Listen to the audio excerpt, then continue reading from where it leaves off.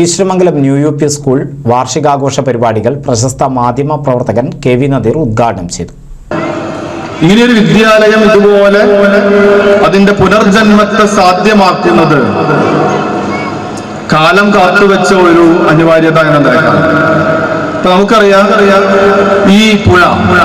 ഈ പുഴയോട് ചേർന്ന മോത്തിലാൽ ഘട്ട് എന്ന് പറയുന്ന ഒരു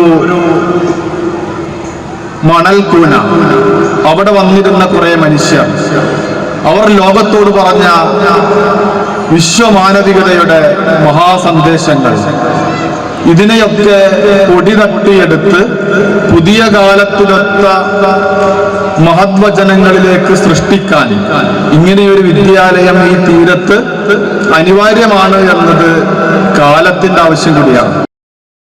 സ്കൂൾ മാനേജർ വത്സൻ മഠത്തിൽ മുഖ്യപ്രഭാഷണം നടത്തി. PTA പ്രസിഡന്റ് മുഹമ്മദ് ബഷീർ അധ്യക്ഷത വഹിച്ചു.